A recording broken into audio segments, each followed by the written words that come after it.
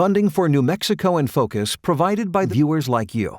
This week on New Mexico in Focus, Albuquerque Mayor Tim Keller in a wide-ranging interview you'll only see on NMPBS. The mayor assesses the city's bright spots and continued challenges. After the pandemic and what we've been through, even with inflation, and there's been a lot of tough times. But for the first time, a lot of our indicators are starting to go in the right direction. And a former Albuquerque Poet Laureate shares the challenges and rewards of writing about family, trauma, and history. New Mexico in Focus starts now. Thanks for joining us. I'm your host, Gene Grant. This week on the show, New Mexico's largest city is in the spotlight. Following Mayor Tim Keller's State of the City address, senior producer Lou DeVizio sat down with him for an interview about all things Albuquerque, the optimistic, the challenging, and the rest. Over the next 2 weeks, you'll see 4 excerpts from that in-depth interview, along with analysis from a special line opinion panel with decades of institutional knowledge. We begin this week with part 1, a conversation about where Albuquerque is headed and how initiatives to address homelessness and create more affordable housing can lay the groundwork. Mayor Tim Keller, thanks for being here today on New Mexico in Focus. Good to be with you today.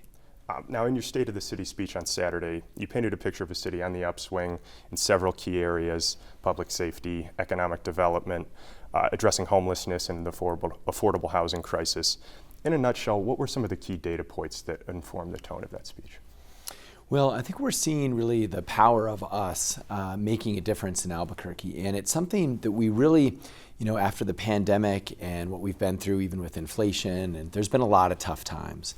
But for the first time, a lot of our indicators are starting to go in the right direction. Now, slightly, and we're coming, from a place that isn't great. So, but I think there is some light that we're seeing, and that's what it's all about. And so it's things like the Gateway Center being able to open this year. That will take care of 1,000 people a day when it's done, and provide health, healing, addiction services, and housing. So we see that. We see our community safety department this summer should be now operating 24/7. It's taken 32,000 calls away from APD, giving people the right help at the right time. So when you layer these things in, and then on top of the fact that even some of the crime indicators, we're using a very different approach for crime fighting than we have in the past, highly technology driven, and it's a lot about using civilians when we can to free up officers to take calls. You sort of put these together with some larger built environment announcements. I mean, the Film Academy coming to the rail yards. I mean, we've been waiting for something at the rail yards for 40 years. And now we've got it. That construction is going to start this summer. So when you layer all these up, I think you see us sort of starting to realize that promise of Albuquerque, which is a city, in 1,000 square miles, basically, where we're the only urban hub. So people come to Albuquerque for all of those things, for opportunity, for healthcare, for fun and recreation. And even things like we're doing with the rail trail to reconnect our neighborhoods and provide a new landmark that will really define our city, much like the tram or the zoo. These are things that are coming in the next few years, and so we're starting to break ground on them and see that progress happening. And I think that's helping lift up Albuquerque. And lastly, I'd just touch on downtown. Again, long ways to go, but I think folks would agree, since we did some of our work with the business partners and the TEAM program and have worked on housing and support services, downtown is definitely better than it was this time last year or 6 months ago. Long way to go, absolutely. But again, I think you see us turning that corner. We'll get into a lot of those specifics in a minute, but I want to start with homelessness as one of the issue areas. We've been hearing for years that the Gateway Center that you mentioned is a major piece in addressing the homeless crisis here. What have been some of the biggest contributors to the delays in that project, and do you have a timeline on when that will be completed? Yeah, we do see it being able to reach 1,000 people a day, which is what it used to take care of back when it was a hospital, by the end of the year. And so we're on target for that. I think, unfortunately, in reverse order, the most recent issue is some asbestos, which now we've sort of remediated and are back on track. Before that, it was a big zoning battle with, the neighborhood around it didn't want it. And so that had to go through the process that delayed it for quite some time. But what you see around this is the Gateway is part of a spectrum of things that we're trying to do around housing and homelessness. So that's just a 24/7 drop-off where we can take people, no barriers, and then they're connected with different services, whether it's housing or job training or addiction or treatment. And so it literally is a gateway. That's why we call it that. So it's a gateway to other services by other providers. Now let's talk about so-called safe outdoor spaces for a minute. They had been called that in the past, and I know you had been critical of city councils back and forth on do they like them, do they not like them, since the Coronado Park situation last year. What's your thinking on them now, and how do you see them fitting into the larger puzzle of solving the homeless issue here? So I do view, we want every tool in the toolkit, and so it's helpful to have a safe outdoor space tool. Now, we've rarely used it. We did use it twice, especially for these drive-up areas for people living in their cars, and I think those were very successful. Now, in terms of having sort of this broader setup like you see in Denver and something like that, basically the restrictions that council put on it make it almost impossible for a nonprofit to run. So every nonprofit that tried couldn't meet the criteria they set up. So they're not really feasible at this point to the scale I think people had intended, but that's by ordinance, so it is what it is. But I'm still glad we have variations of it available should we need it, because we definitely need every approach we can to this challenge. Now, several folks who used to camp at Coronado Park are suing the city, and I just wanted to ask about the core contention there, that the city's made it impossible for people to be anywhere outside of the shelter context. Is that accurate? Well, all you have to do is drive around Albuquerque. It's definitely not accurate. I mean, there are people outside the shelter construct all over our city, for better or worse. So I think that's just not true. So I do know that court case is almost resolved. But I think what's important, look, we learned Coronado Park, when we closed it, there were all sorts of eminent issues, like there was a murder, and there were now documented trafficking of, I forget the number of fentanyl pills and all of these issues there. So we had to do what we had to do there. But what we saw at first, and I think it's first in Indian School or second in Indian School, we did that very different. We used the Houston model, a housing first approach where we actually got something like 80%, maybe even 90% of them into a place where they can sleep, like directly. And that's now what we try and do going forward. So that literally we say, we have to not have this encampment for all the right legal reasons and safety reasons, but also we will literally drive you right now to an apartment. And that's what we were able to do there. So I think we figured out a way to do this in a much better way, and that's the model we're going to use going forward. Back to the court case, just briefly. Why do you think it's almost over? It's just an update I got that said that we're in pretty sound legal grounds for what we had to do. But again, we'll see. It's obviously up to a judge. Sure. Now, many unhoused people, you mentioned 80-90% were able to get into shelters, but we obviously know that some people refuse to go into shelters, whether it's out of fear or other reasons. What is the solution there for those people? Well, it depends on the person. Homelessness is very complicated, and I think we've learned that you really can't put people into different categories, and so literally it depends on the person. It could be an addiction-related issue. It could be there are some people who just it's sort of more of a libertarian approach where they just don't want to be wherever they want to be. So that's always the most difficult situation. But what we're trying to do is solve the other end, which is for the vast majority of people who want to be off the street. My approach is let's help them and let's get them off the street. And then if one day we only have people who meet that criteria, we'll deal with that. But right now, if I can get half the people off our streets into housing, I'll take that. So that's what we're focused on. Okay. We've heard allegations that city employees had confiscated and sometimes thrown out some homeless people's belongings. Is that still happening? There's pretty strict rules and protocols on all of that, and those are even run through multiple layers of sort of advisory committees and MRAC and all of these things. So I'm not aware of any specific violations. I know there's always rumors and myths about everything. If there are, we'll certainly hold them accountable, but there shouldn't be. Now, I know you mentioned the Gateway Center. What is the city doing to address the root causes of homelessness, including addiction, mental health, lack of economic opportunity? I know the Gateway is a big part of that, but outside the Gateway too. Well, we actually want to have several sort of mini gateways all over the city. We want a distributed model. Now, a lot of contractors run those. So, the city spends tens of millions of dollars every year with nonprofits who provide those services. But we also know that the county of course has the behavioral health tax, and they're sort of fundamentally have jurisdiction over those places. But we want to make sure the Gateway is at least one place where people can go 24/7 with no barriers. And that's what we don't have. So Albuquerque's never had this, where this is where we're behind almost every major city in the country. Until we have that to connect people up to where those services are, that's going to be a challenge. But look, the other things that we're doing, we've got to build our housing stock. I know you mentioned that, but if we need 30,000 units, like clearly, the answer is a place to sleep at night that's safe and has some services. It's not, essentially saying that we can't. Housing and homelessness are definitely related. So we're working on that piece. And then the new ACS department. So we're making sure that at least the people who do need help are getting social workers who come out to them and meeting them where they're at, walking with them on their journey. That's what that department's all about. And this is, the first of its kind in the country. So I think these things, when you put them together, you see at least that Albuquerque has some answers.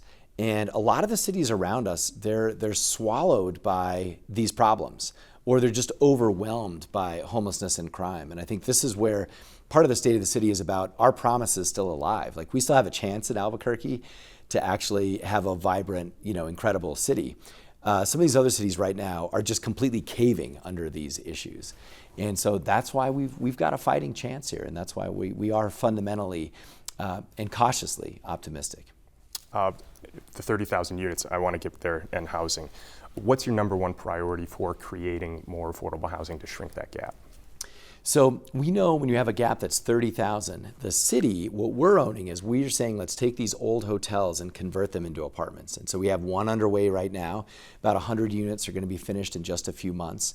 And we're looking at our second purchase pretty soon. So we're going to do what we can, pending funding, to sort of lead the way and demonstrate how to do that.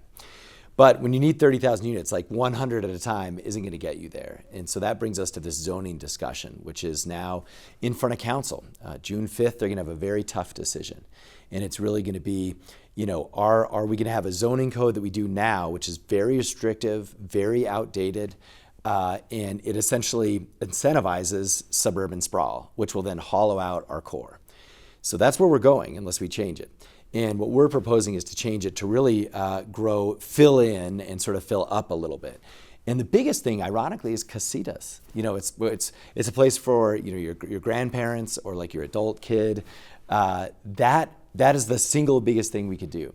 But there's other things about converting commercial real estate into residential. So converting empty office buildings to apartments, and then converting hotels to apartments. All those are things we can do to incentivize, I think, a vibrant city that truly delivers on this idea that Albuquerque is sort of supposed to be the urban core for New Mexico. If that vote doesn't go your way, what's the next step then at that point? Well, I will say this. First off, I hope at least some of it and the majority of it passes. I mean, we're open to amendments, we're open to changes, so I do really hope it's not sort of throwing the baby out with the bathwater on this. That would be devastating for our city. Now, we'll just have to see, actually. That's what I'll spend the summer doing if it fails, is coming up with a new plan. But look, it took us about 3 plans to figure out film center at the rail yards. We're on round 2 of a stadium. And so I think folks have learned also, we're on like round 8 of the Gateway. I'm not going to give up, and I'll keep problem solving until we get it right. Now, HUD data shows that rent in Albuquerque is up more than 30% in 3 years. How can people afford to stay in a city if that continues? And is adding more housing the solution that solves that? So fundamentally, that price is driven by supply and demand. And I think that's something, over time that has just become clear in every city in America. So yes, we have to add to the supply. Now, the key is we need to add to the supply at sort of all the different price points where there's rental pressure. And so again, that's why the city's really focused on that sort of supportive and affordable end. But we also need the private sector just to have more units. And it's also, I think, this does go back to 2008 and this notion of like, what size of house should people have and this kind of thing. And, want to hopefully understand that like what Albuquerque doesn't need is just a bunch of track houses like out in the middle of the mesa. Like we need, planning around neighborhoods, around schools, around public safety, and we need all sorts of sizes of houses to match where people are at. And of course, that was a big mistake that America made in 2008. Rent stabilization measures failed at City Council. They failed in the state legislature. What other concrete steps can your administration take to curb the spikes in rent before we fill out the housing market, as you say?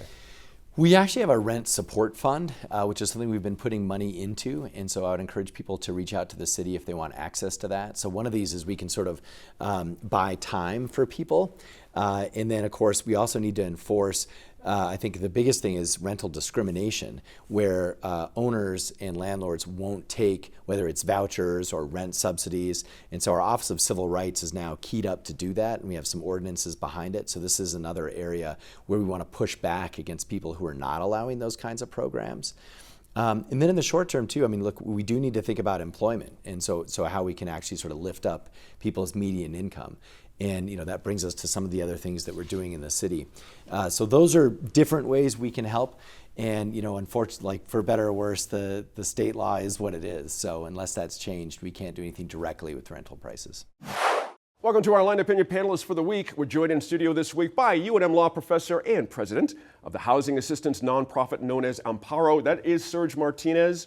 Tom Grover is across the table. He's an attorney and former Albuquerque police sergeant.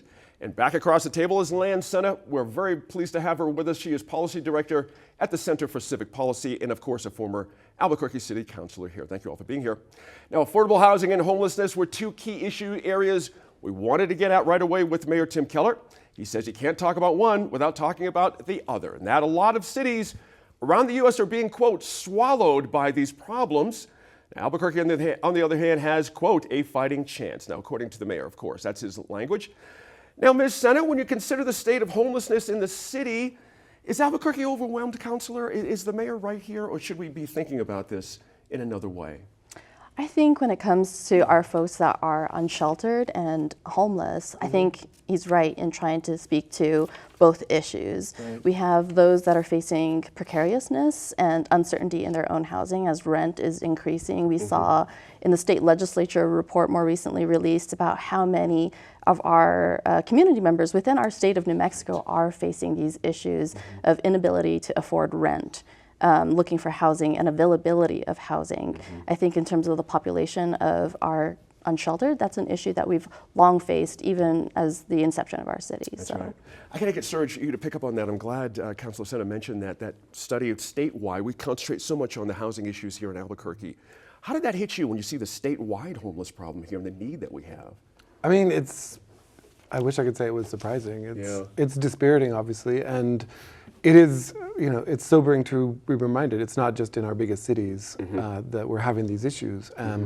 And Albuquerque, every place in New Mexico is going to be different, but Albuquerque, a place that has more resources than any other place, really does need to lead the way and provide some sort of example or a model that we can maybe try to export to other places, taking into account, of course, local variations. That's right. Tom, by the way, good to see you. It's been a few years since you've been to the table. Really appreciate you being here. Let's go back to the mayor here. We've covered the city council's flip-flopping, of course, on the safe outdoor spaces. The mayor's most recently called that tent cities during his speech.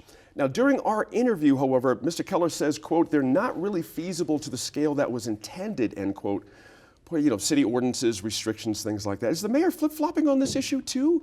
How do you hear this? I mean, he was so strong on this idea of safe outdoor spaces, and I hear a lot of reverse gear here. How did you hear this? Well, I think he's pivoting as to where his message is resonating most. And so the safe outdoor spaces clearly was a flop, and he received widespread objection to it. So he's trying to pivot and find something else that may resonate. The consequences of that pivot, though, are, for instance, the Coronado, former residents' lawsuit against the city, which is not almost wrapping up. It's actually just getting in the heat of things. Oh, interesting. Yeah. Why is that so? I'm curious as you say that. Because that's what the court docket shows. I mean, the city tried to get the case dismissed, and that was summarily denied a week ago. Right. So when the mayor said that it's almost wrapping up, no, it's almost really getting going as the more accurate That's an representation interesting of point. it. Glad you picked up on that. That's interesting. Council, the mayor wants the Gateway Center to be a hub for people, as we know, who need housing and mental health services, but getting it up and running has been bumpy, including asbestos in the building that led to an ongoing OSHA investigation, as we know. Is the mayor putting too much stock in this Gateway situation as a solution here? How should we be considering this, his view of it versus our view of it? What's your view of it? I think in terms of my view, it's just a means to address one issue. I think that the need for community is so profound, and we're definitely seeing this as the Center for Civic Policy, the table for a lot of our C3s and our nonprofits. We exist because people are falling through the gaps that government is allowing. And so to address these inequities, our nonprofits have to exist until our government can provide services to our community in the most equitable manner to address all of our community's needs. So until those things really get addressed, that's why we exist. And so we're seeing as nonprofits, whether it's member-based services or through policy, we're having to still address the needs of our communities, whether that's direct services or again through policy change and showing and highlighting these gaps that continue. So I think, it's one avenue to address the need, but we're seeing that the need continues to grow, and we have to find a solution where we can do both at the same time. Serge, I'm going to pivot here. Early next month, Council is going to decide whether to approve a zoning change to accommodate more affordable housing. So far, Council has not really been on board with a lot of things when it comes to protecting tenants and things. I'm being ironic here. Of course, you know this, following this. Is building up instead of out the right philosophy for Albuquerque? Is that where we should be headed? I think so. Yeah. I think density is a well understood and proven response to lack of housing and lack of more land to build it on. Right. We really need to just come to grips with the fact that as the city is growing, it's going to have to change. And I think density allows for more people to live in the same amount of space, but also allows us to concentrate services, access to transportation and whatnot, in a way that we've seen it around the world. Right, Albuquerque is growing up, and it's great in many, many ways. Some people will say, "Oh, I remember back when," and there's nothing wrong with those memories, but we can't let that stand in the way of saying it's time to change. And density really is a great way to do that. I think it's something that we need more of and should have been thinking about sooner. But the desert seems endless. I get that, but the city will be more vibrant. We'll have more ability to house more people and more affordably if we have a different vision of what the city will look like. Tom, zoning. Go ahead, Councilor. You had a point there. Yeah, I just want to think through. I mean, my former council district, and being able to serve District 1, the West Side, and seeing through our work through the Center for Civic Policy on redistricting, we saw that a quarter of the city council on the West Side had to shed population. That's how fast the West Side was growing. And so I think we have to think through both things. I mean, truly, if we think about, as the mayor is always talking about, one Albuquerque, we have to treat it as one Albuquerque. We have to think of both the growth and what we're seeing already in trends, and through the census, that's 10 years. We saw the most population loss within District 8 and District 6. So what can we do to address both? Can we both grow upward and we're already seeing growth outwards. And even parts of my old council district, it predates the city, and yet they just got basic infrastructure like access to clean water. So, we have to address it as a one Albuquerque issue and thinking of how do we do both. That's a key point. Tom, it's hard to predict council, looking at city council, what they're going to do. But recent past, there's a story. They're not inclined to be helping. In March, council voted in favor of landlords when they struck down that ordinance that would have forced them to disclose fees. My man here was part of that fight. Last summer, you might remember, they voted to ban Section 8 discrimination, a move that helped those who receive federal financial aid. This idea of building up, is council ready to hear that message? I think what you're seeing is their response to issues that have really never been before council that are of such significance and importance. Having been a landlord, I was sensitive to the issue involving income discrimination, and I certainly had residents that had public vouchers and Section 8, and that was great. They were good folks. Yeah. But I think there are occasions where it's okay to discriminate against income. For instance, you don't want a criminal that's running a criminal enterprise and paying rent through the profits of that criminal enterprise. And at where we are now with income, the public vouchers simply aren't competitive enough in terms of what the rents are, so they're deficient in terms of what they can pay for the rents that are out there, unfortunately. And add to that, let me kick to Serge over here, this 30% increase in rents over the last little bit of time. Now, the mayor, to his defense, I should say, it's a market thing. No mayor can wave a magic wand and be, part of this solution. But can government be part of this solution here? 100%, right? I think we have to stop saying, oh, the market, the market, the market. The market has absolutely failed us in this respect, because housing is not a commodity, right? Housing is a good that everybody needs. It's a public good. We all benefit from having it. And I think we need to address that in a way that says, we all benefit from people being stably housed. And the city, I understand we don't have endless resources, but the return on investment from creating more housing and social housing that is not done with a profit motive, right? Public housing would be included in that, but there are other ways to do that. That's right. Should not be this dirty word that we talk about. Right. It's really a great solution and a way to ease some of the pressures on the market and provide for some of the people who have the hardest time accessing the market. That said, we start that today, and the first buildings will be ready who knows how far in the future. So it's not an immediate solution, but it is a long-term vision that I think this and other cities need to start saying, we can do this, we can start this. 20 quick seconds, Councilor, if you could. Is there a danger for historic neighborhoods here, this rush to build more housing? You represented a district that had historic, parts of the city. Is that a danger? Well, I think that we have to think through what it looks like right now for our communities and historically, and think through the past as well. I mean, if we never changed, we would still have redlining, which we still technically do, right? We have racist covenants that still prohibit Asian Americans, Pacific Islanders from living on the property. And the language says it in itself, unless you're an indentured servant. So, we still have troubling languages in neighborhood covenants that if they're not ready to change, we have to apply government pressure. And I think, the saying that if all men were angels, then government wouldn't be necessary. That's a good so point there. I think that, we have to think and adapt through that and really look at what the need is for our communities now while trying to respect, our history. So I think we'll have to find a medium to do both, but still include all of our communities, not just those that participate in like our neighborhood associations, but really think through about who's being left out of these conversations. Good points there. Thanks to our line opinion panel. We'll meet back here at the table in about 20 minutes to react to more of Lou's interview with Mayor Keller and how he sees the state of public safety and policing here in the city. We're going to try something out, and it's relatively bold. We have not heard of it in other areas, but we're basically triangulating the federal 1,000 feet from a school rule.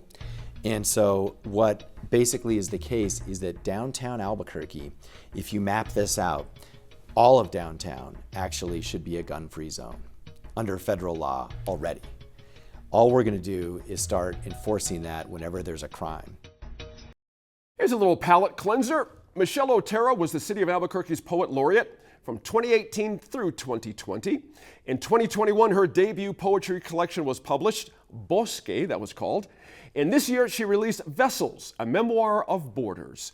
This week, she and Our-Land's Laura Paskus talk about writing and about the challenges and rewards of exploring family, trauma, and history. Hi, Michelle. Hey, Laura. So thank you for talking with me a little bit about writing.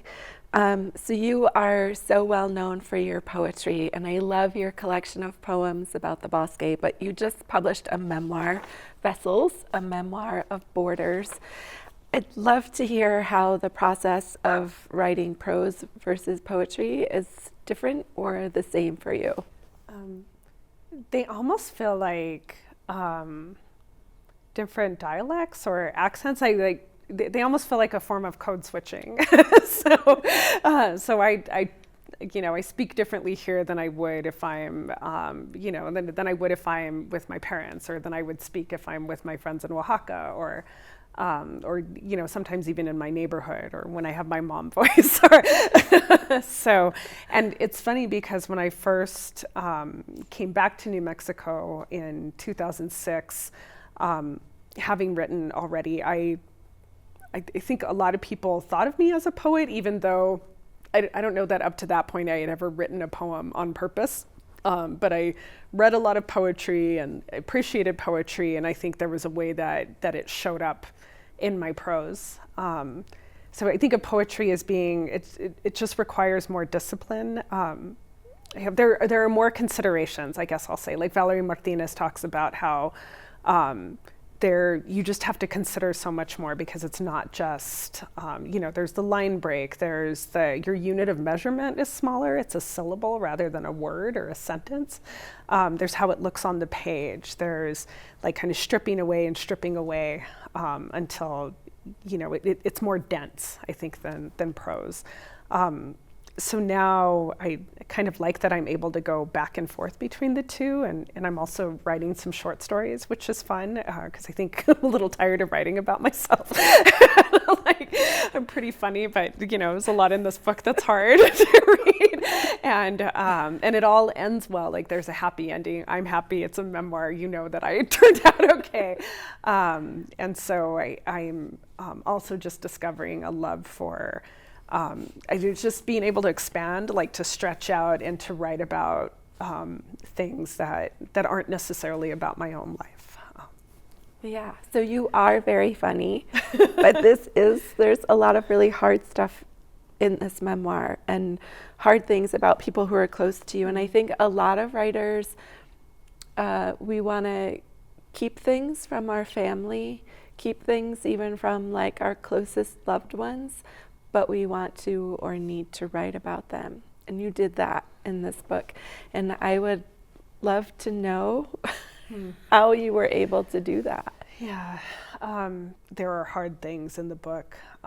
So there's some of this book that came out in a chapbook, so a shorter collection called Malinche's Daughter in 2006.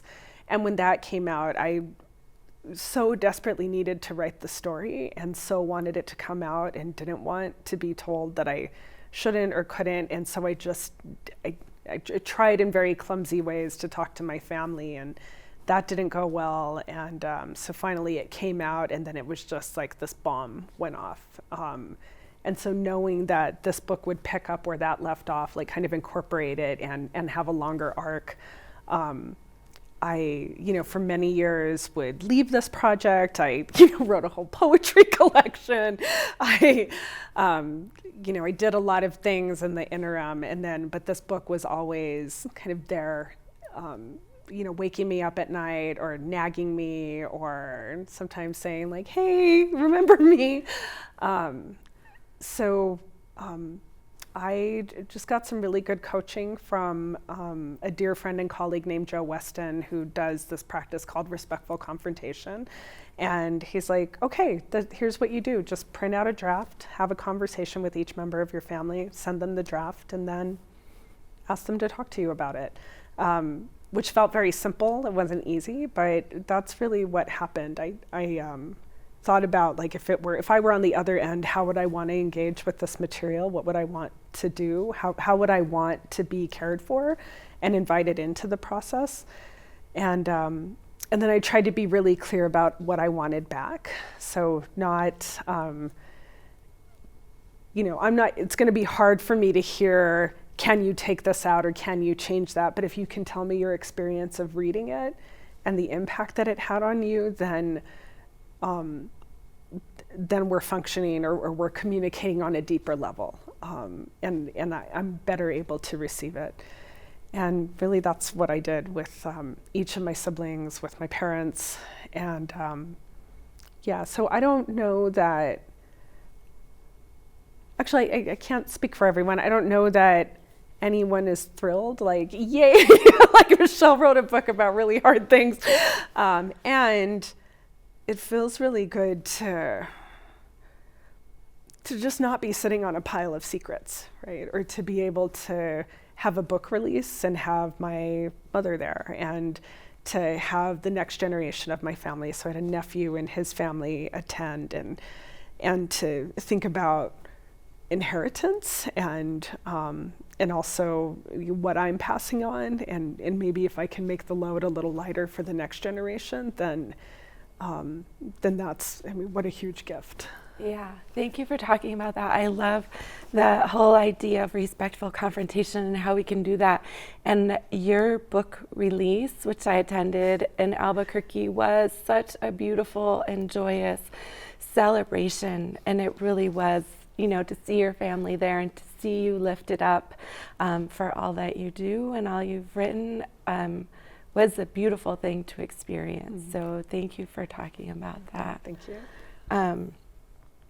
As we're talking, this is a memoir rooted in your own experiences. You also create composite characters, and you explore Aztec gods and goddesses as part of that.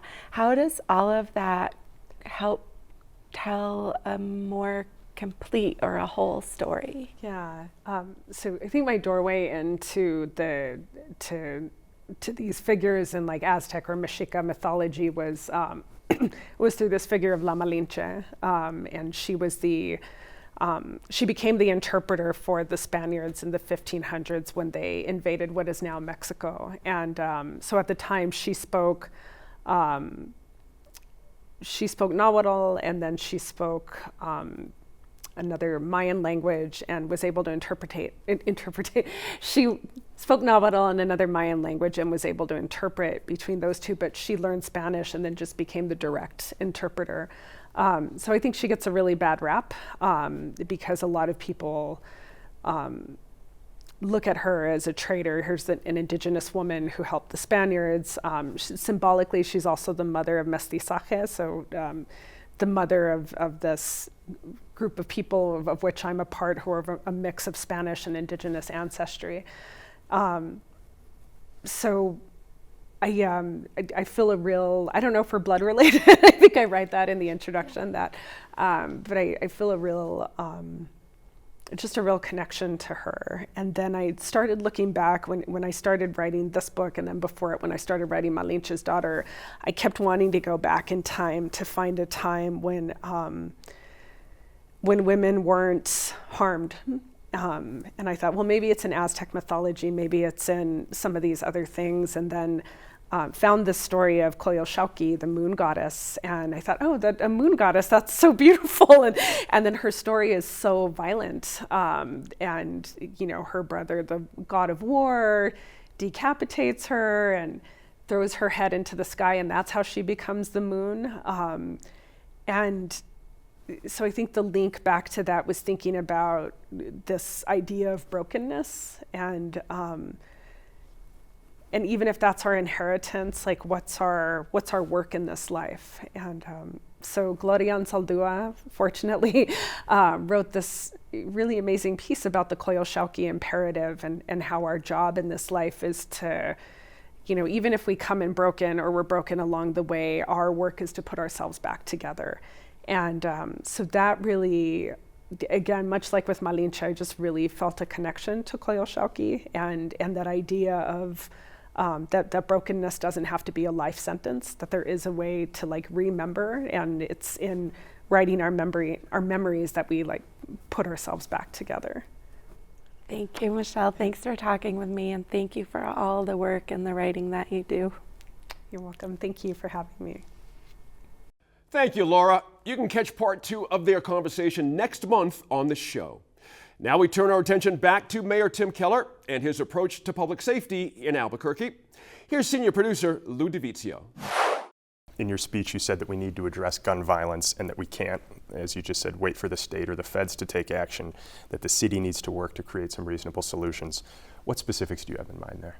So we're going to try something out, and it's relatively bold. We have not heard of it in other areas, but we're basically triangulating the federal 1,000 feet from a school rule. And so what basically is the case is that downtown Albuquerque, if you map this out, all of downtown actually should be a gun-free zone. under federal law already. All we're going to do is start enforcing that whenever there's a crime. So if you're brandishing a firearm, outside, you're driving around shooting it and so forth, now we have almost no options. I mean, these are like misdemeanor charges, if that right now, if no one is hurt, right? But now we'll say, we're going to take you federal because you're violating the federal ban on guns near a school. And that is a very serious charge and handled in the federal court system, which has a lot more staying power. So we're going to test this out downtown. We're going to see how it works. We're going to start slow, but it literally might change the entire feel of downtown. Now, we also see potential of this in other areas, like uptown and around the malls. And so, it's all pending resources and so forth. And our U.S. attorney has been amazing in that office in terms of their willingness to look at this concept. But in a state like New Mexico, where we have local preemption, where we can't have our own gun laws, this is just about basically enforcing a federal law that exists. But that is a huge deal. And so we're going to test that out. And I think it's going to make downtown a lot safer. And it's something that I think, like our community safety department, if it works, you're going to see a lot of other cities doing it. Now, let's talk about the ongoing reform effort at APD. In 2014, the Justice Department came in to address a longstanding practice of unconstitutional use of force, a culture within APD that helped continue that. What, from your perspective, is different between then and now when it comes to constitutional policing specifically? I think we went through a real journey on this, and I think it's an example of a little bit about what I shared earlier in terms of us trying to make sure that at a minimum we listen, learn, and then we act, and we cycle through that. So when I first came in, I think it's fair to say in the past that reform was sort of tacit and it was about checking boxes. So I came in and said we were going to do exactly what the monitor wants us to do. That did not work either. And so that was my lesson, where that, in a sense, backfired on a number of fronts. We were getting advice that was not good for Albuquerque. We were getting a hodgepodge of best practices that, again, had like nothing to do with our city. And we were also getting some practices that just were not appropriate, like what happened with sort of taser versus firearms. So about 2 years ago, we said we're going to try it again a different way. We are going to be committed to reform, and we're going to get this done, but we are doing it our way. We are creating every policy with input from best practices, but we're not just saying yes to everything from some other city. And that has made all the difference in the world because we internalize it, we own it. It's not being done to us, it's something we're voluntarily doing. So when you pair that with the Office of the Superintendent of Reform, which is like our internal monitor basically, we've set up this situation where we write policies, we change policies, we adapt, and then we hold ourselves accountable through that independent office. And that has enabled us to get 92% compliant. We made more progress in the last 2 years than we did in the last 6 combined. And so we're actually in a very good place. We're in the home stretch on this. Now, last year, despite that, police did shoot 18 people in the city, and that is a record for a single year. How do you square that figure with the 9 years, the $10 million spent, and what you just explained under the consent decree?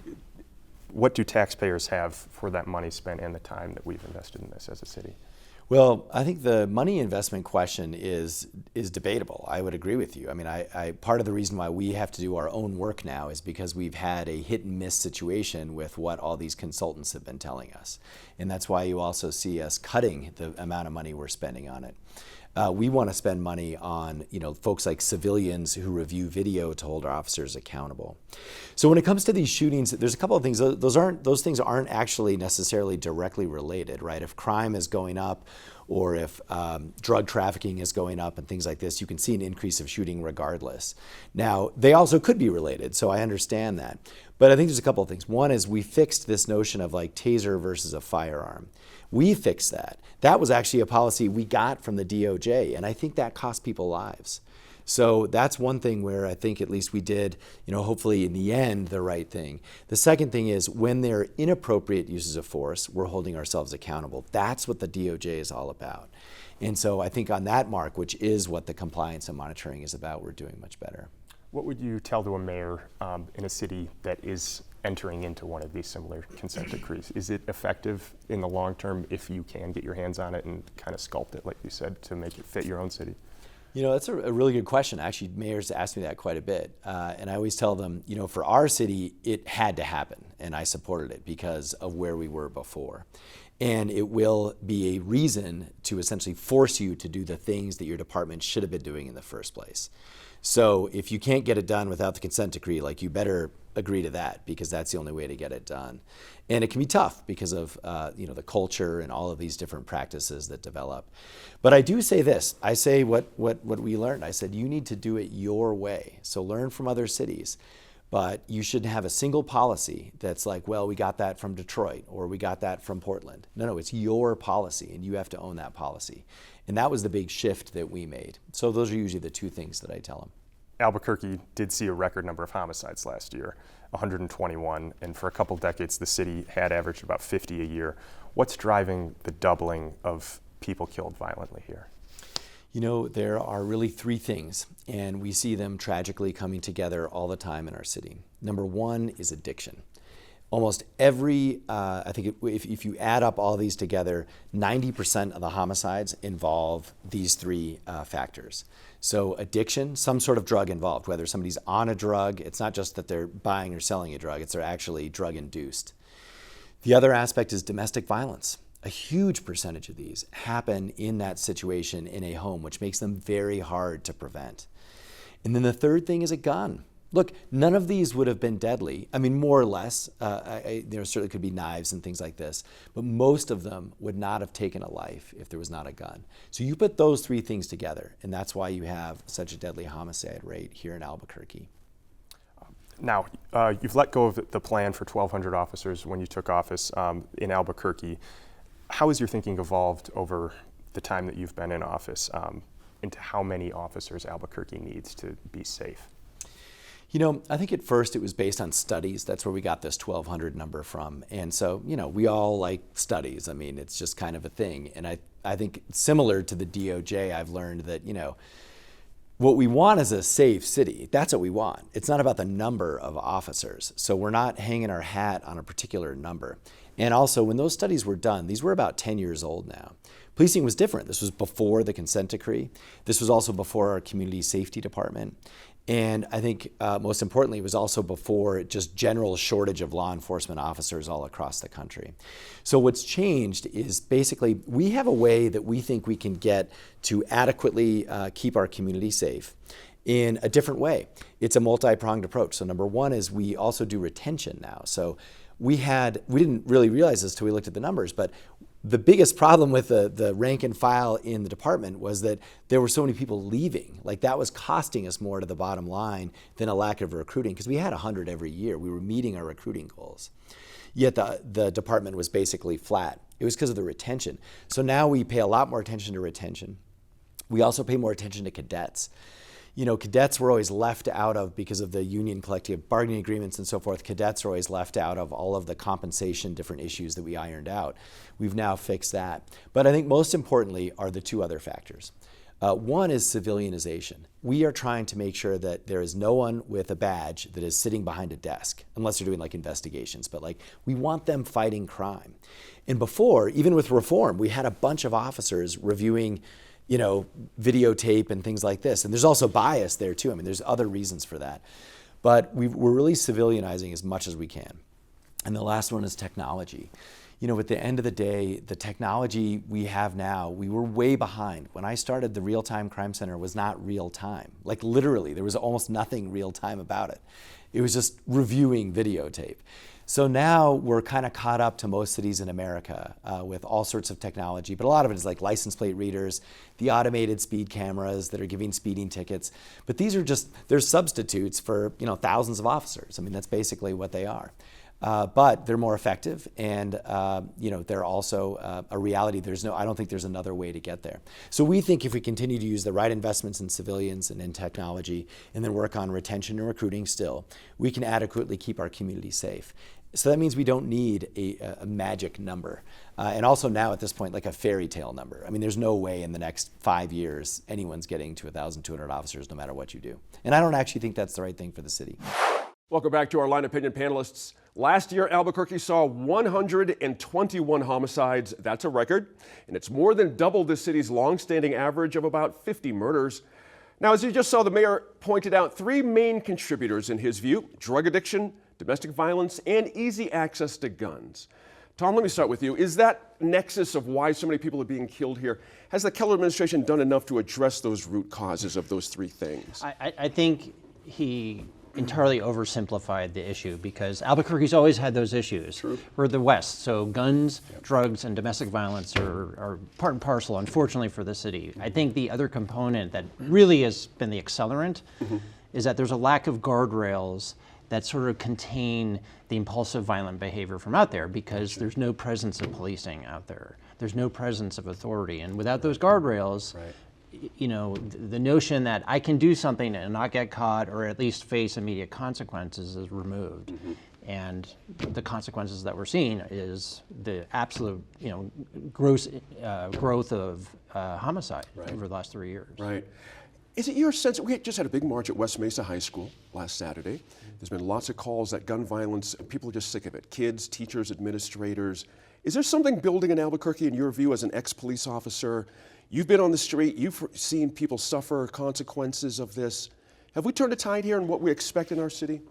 I don't know. I don't know. I mean, guns, unfortunately, for better or for worse, are part of the culture here. And I'm not but certainly excusing negligent use of firearms or whatnot. But I think there is a degree of amplification where people have an avenue to express themselves and express objection to things in a way that they weren't able to do before, whether it's through social media or some sort of networking, so that you're seeing more of these mass demonstrations or protests or, you know, walkouts. So I think that's reflective of that. I don't know if we've turned the corner. I kind of maintain a rather cynical view that, for better or for worse, our country has the Second Amendment, which, you know, Australia and New Zealand don't have, and so that issue is sort of already gone unless they're going to go down the appeal of a constitutional review. It's all connected, isn't it? It really is. Interesting there. Councilor Sender, the mayor's plan to turn downtown into a school-adjacent gun-free zone is probably going to raise some eyebrows, considering we had an unfortunate shooting just a few nights ago where a woman popped off a shot at a boyfriend or a husband and ended up hitting a vendor downtown. I'm curious how that struck you. You dealt with gun violence, of course, in your own district when you were representing. How's that hit you for downtown as an idea? I mean, using downtown as a pilot project for this is interesting. However, I mean, throughout Albuquerque, we're all feeling the impacts of gun violence and crime. And so I think that, you know, having to see it at such a small population or a pilot program when so many of our communities are feeling this and feeling it in different ways because of where we live, I think, as he was saying, we have to address the root of the cause, and I don't know if that's specifically addressing the root of the cause. Right. Is a family, a lot of folks who come on the show like to make the point that family structure is part of the problem. If you don't have family structure, there's going to be these issues with teenagers in the home. In your view, is that part of it as well? I don't think so. I think more so about, you know, historical disinvestment into our communities as we experience both poverty issues and disinvestment, historical disinvestment, which I saw in my former council district and throughout Albuquerque, you know, when, especially through the pandemic, having exacerbated a lot of these issues and heightened the stressors on our communities when they're facing poverty. That's really thinking about the root of the issue is historical disinvestment and some of the barriers and inequities that these families have been facing to really truly address some of their needs. So being able to really truly meet the needs of our communities and uplifting them and addressing these inequities, we'll continue to see a lot of this you know, frustration, amplification of whether it's violence through domestic violence and some of these issues, or even sexual abuse. So I think that, you know, having to address some of those key issues first and thinking through that, that's really how we bring our families and communities together. Serge, the mayor, quick to talk about overall decreases in violent and property crimes, but he did concede that this is a perception issue. If people don't feel safe, they're not safe. Does he have an avenue there? Can we actually feel safe in Albuquerque over the next 4 years? I mean, everybody, I guess, has their own sense of what is, you know, what makes them feel safe, what makes them feel not safe. And I understand, you know, perception is reality often, but in this case, I think we should push back against that and really look at actual data, actual, you know, what's going on and where it's happening. Because, you know, there's a difference between actual feeling unsafe and pearl clutching that sometimes happens when we hear about things that happen in parts of the city that are nowhere near us, or things that are not, really going to affect our community or our demographic in the way that it can be, amplified in media and whatnot. But obviously, feeling safe is an important thing, and we talk about downtown and revitalizing it in a way that I know a lot of people say they don't like going downtown because of X, Y, or Z reasons, and I'd like to see that changed. But I do think safety is, while I don't want to discount the emotional feeling aspect of it, but there's also a reality that we can look at and talk about, and really that's what should be addressed, is the actual underlying data. Interesting point there. Tom, got to talk about the ongoing DOJ mandated reform effort. Got to get there. Been 9 years. It's interesting to think about that, right? It's cost us over $10 million, as you know, for the monitoring team alone. How has how has Mayor Keller approached this process to you? A bit of a different tune here now that we're at this point, but a different tune maybe even a year or 2 years ago about this process. What's your take on it? I mean, there was another pivot. He said in the interview that when he came in, his first approach was essentially satisfy Dr. Ginger's, check every box as needed and get that done. And then he ascertained that, well, that wasn't sufficient, because even though the scores were still going up in terms of compliance, for whatever reason, he didn't feel there was a sufficient progress. And so they tried this other, we'll take ownership of our actions policy, which I don't necessarily agree with, given I talk to officers and supervisors on almost a daily basis about what's really going on behind the scenes. And that's what I'm told is not consistent with what the mayor's representation was. What's been the biggest gap that you're hearing, without naming any names certainly, but...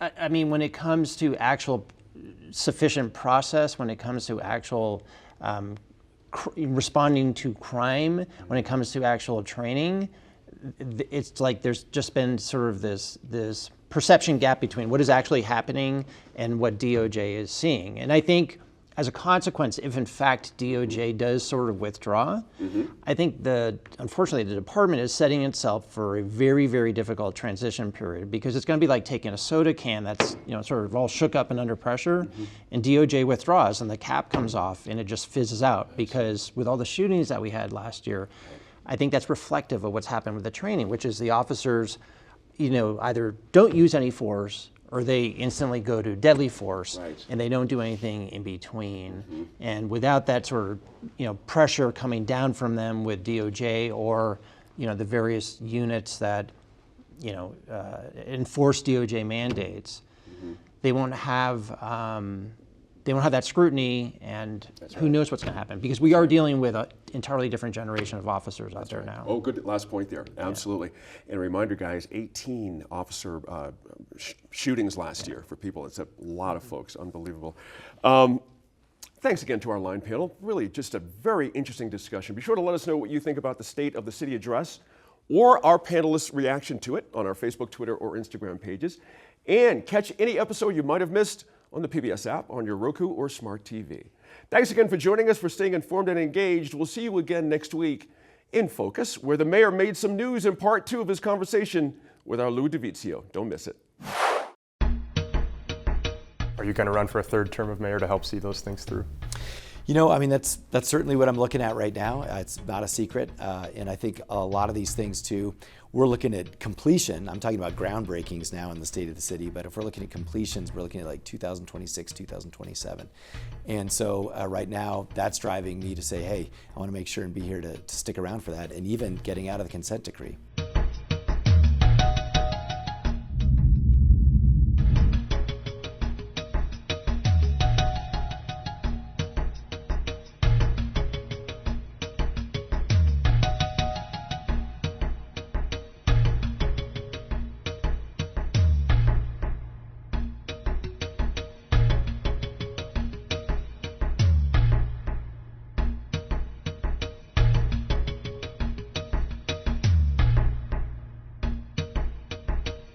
Funding for New Mexico in Focus provided by the viewers like you.